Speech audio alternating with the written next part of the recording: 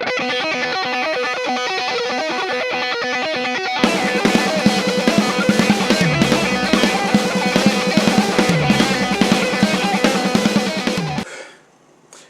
and welcome to Movie Mayhem here at Superior Works Cinema, where we watch all the movies. Today's movie is G.I. Joe Retaliation. I watched a stream of that the other night. First off, it is better than the last G.I. Joe movie. This one is directed by Jon M, and as you've seen in the trailer, Dwayne Johnson, Channing Tatum, and Bruce Willis are all in it. Also, Ray Stevenson plays Firefly. I like Ray Stevenson, he's pretty cool. They did a lot right with this movie. There's still some problems. One of the things I've never understood is a lot of times studios' choice of a director on a particular type of film. A good example is selecting Ang Lee to direct The Hulk. What had Ang Lee done that makes them think he should direct The Hulk? I don't particularly like Ang Lee's style. I don't like the types of movies he makes. But within his genre, he's a pretty good director. Hulk isn't his genre. Another example was Tim Story on Fantastic Four. Hot off the success of Taxi, one of the worst American remakes of a foreign movie I've ever seen. But, again, his version of Taxi, how does that translate into a superhero action movie? I don't see it. And this is one, Jon M directed Step Up 2 and 3. I'm not going to explain why or how, but I've seen all 4 Step Up movies, and 2 and 3 aren't even the good ones. They're nothing more than music dance videos at best, and they decided to give this guy the reins to a big budget action movie, which, you can really see that there's a lot of studio tampering going on. Historically, if you don't know, the movie was supposed to be released. Channing Tatum exploded with Magic Mike, so they canned the release and reshot a couple scenes to add more Channing Tatum to the movie, because he was only, he dies in the movie, and he still does, but there was very little scenes with him. And so they reshot this stuff, inserting more footage of Channing.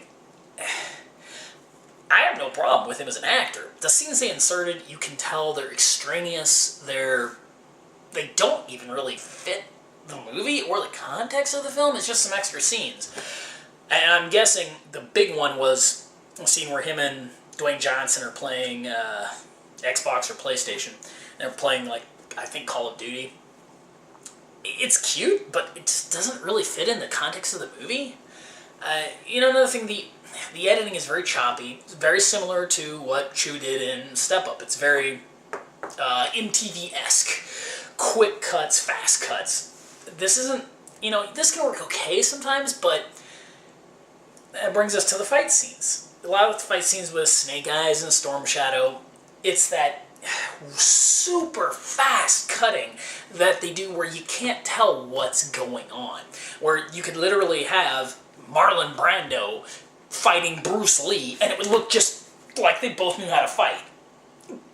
But in the end, it just comes off as insincere. Kind of like the movie War, which had Statham and Jet Li.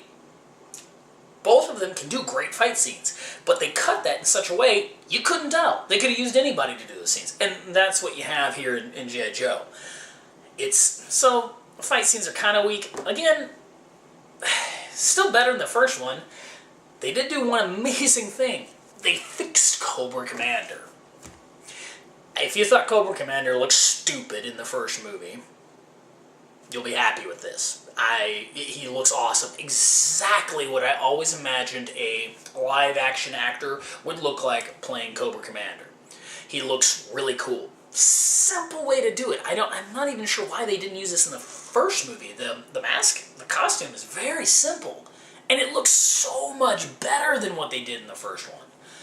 I'll start some hardcore spoilers. Again, if you're watching G.I. Joe, you probably don't care about spoilers. You know what's going to happen. G.I. Joe's going to save the day, blah, blah, blah. Cobra's terrorist. Destro's written out real early. Cobra Commander says, yeah, see ya. And Destro's gone.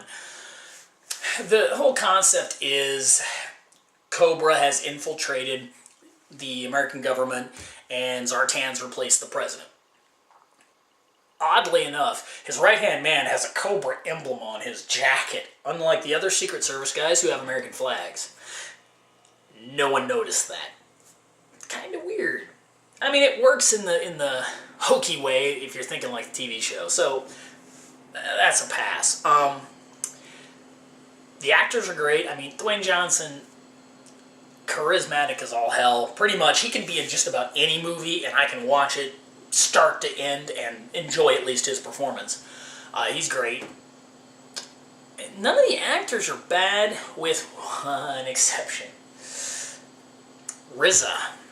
I understand that he likes kung fu movies. That's great. I'm glad he does. Keep liking them. Stop being in them. He's a horrible actor, and I mean horrible. He plays the master, the blind master, and wow, he's just awful. Wooden, boring delivery. It's exactly the same problem I had with him in Man with the Iron Fist. He can't act. He has no emotion, no feeling. It's just bleh. So he sucked. The other actors, all really good, actually. Nobody had any other acting problems. There wasn't as... They kill off the Joes really early in the movie. Everybody dies except Dwayne Johnson, the guy that plays Flint, and Lady J. And some other unnamed Joes that we don't particularly see. So it's them kind of doing stuff. And it's kind of a bummer. You don't get to see more Joes you might have liked to. No Joe equipment, of course. No Joe, planes or tanks or any of that. We do get to see a couple Cobra things, a neat chopper, their little, what are those, like, moving tank things. I forgot the name of them, but those are cool. And that's really it. Cobra is comprised mostly of Zartan and Firefly. Nobody else really makes any appearance. I'm not including Storm Shadow and Snake Eyes. They have their own story, and oddly, the whole subplot that happens with them during the first 3/4 of the movie, it almost seems like that was a separate movie. Like, at one point, maybe they were going to make a G.I. Joe, Storm Shadow, and Snake Eyes, and that was a different movie, because the characters present in that don't interact. The storyline is very different. And it really has no bearing on the plot. It's just development for the Snake Eyes and Storm Shadow characters. So, but it's kind of cool. It's interesting. A little schizophrenic. They have a neat little battle on the snows with the ninjas. But you can't get it. The fight scenes are incomprehensible, so it's just okay. The problem in the movie comes where, and I'm going to have to fault Chu for this, he doesn't take it seriously at all. And they're presenting a serious situation. Zartan, posing as the American president, calls together all the world's leaders, or the world's leaders with nuclear weapons and the ones they felt like including in that scenario, to meet. They all have briefcases which apparently can launch nuclear warheads, all nuclear warheads from their nation, at the push of one button. Okay, that's ridiculous. I'll still give that a pass. I'll give that a pass because it's G.I. Joe. But it starts... There's some odd humor, like he bags on North Korea. In a way, like... It just comes off as insincere. Like it's a comedy routine. And still, we're talking about devastating the entire world, and they don't care. So... he wants everybody to disarm themselves and get rid of all nuclear weapons. Everybody laughs at him. All the nations say no. And so Zartan, as the American president, launches the nukes with the push of one button and not calling or confirming anyone, which launches every nuclear warhead in the U.S. at other places in the world. So all the other leaders respond in turn and start just hitting nuke buttons. So there's nukes flying everywhere. And then his big trick was, well, I'm going to be the better man. And he disarms the nukes, therefore eliminating all nuclear weapons in the United States. And the other leaders, feeling guilty, all do the same. This just comes, I don't know, the whole scene seemed more like a Laurel and Hardy sketch than dramatic emphasis. This was the point where you could have taken G.I. Joe and gave it enough seriousness that at least it had some impact. You know, Bay did that with Transformers. I love the old Transformers show, but it's a bit silly at times, and a bit cartoony.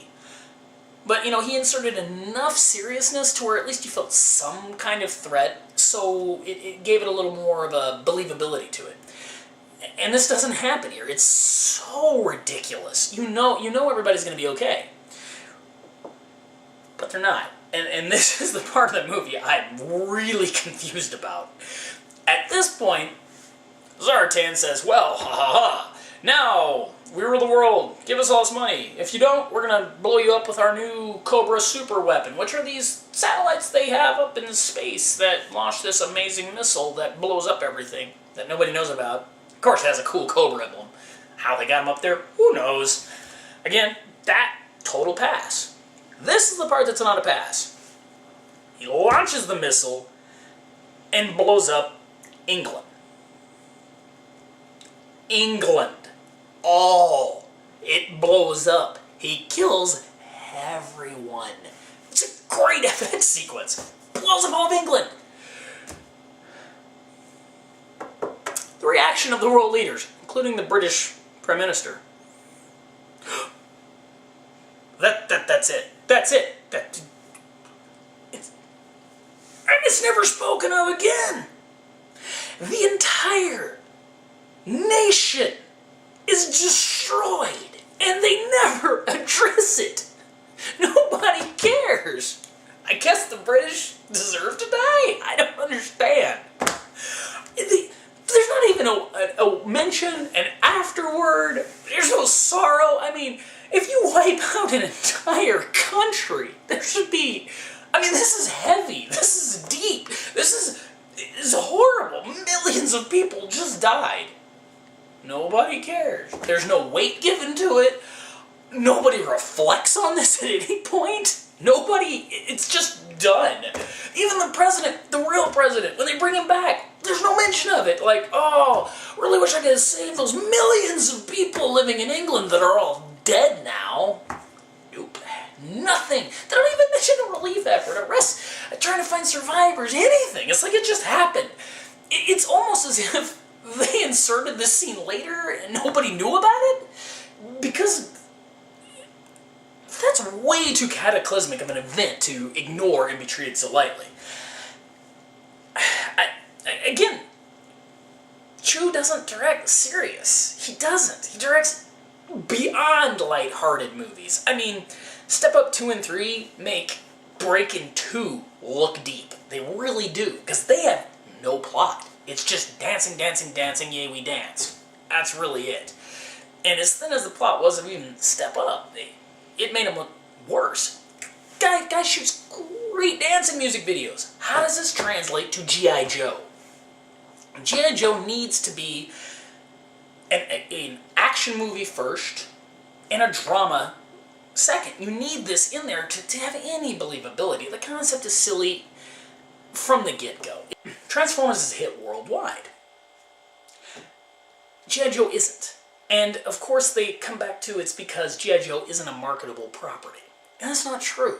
Again, Hasbro slaps their name up there like they're some kind of movie production company. Check out Battleship, another Hasbro production.